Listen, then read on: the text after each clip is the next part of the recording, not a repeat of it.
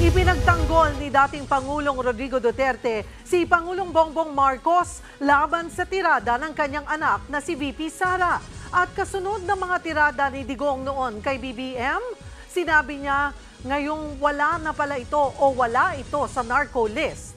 Nasa frontline ng balitang yan, si Mayan Los Baños. Si Bongbong Marcos bangag noon, ngayong presidente na bangag natin ang presidente.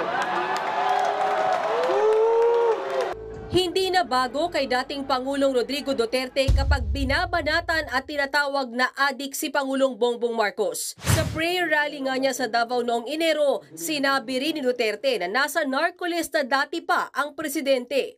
Nung ako'y mayor, pinakitaan ako ng evidence ng PDEA. Doon sa listahan, nandoon yung pangalan mo.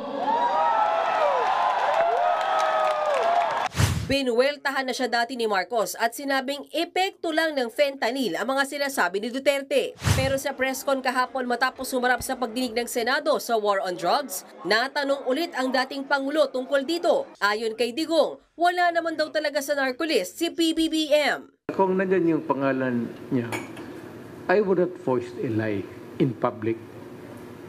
At saka kung nandoon yung pangalan niya, isasabi ko talaga, wala. In fairness to the President. Wala.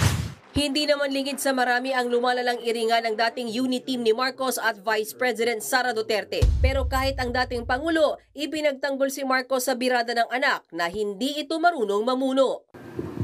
I may have to disagree with my daughter. Not totally. Baka kulang sa expectations niya. Siguro ang role model niya yung tatay niya. Bukod sa isyu ng anak at ni PBBM, sinagot din ni Duterte sa press con ang magiging plano niya kung makabalik ulit bilang alkalde sa Davao City. Peace and order pa rin daw ang priority niya. Uubusin daw niya ulit ang mga nagpapakalat ng droga sa lungsod. Either you swim or you run.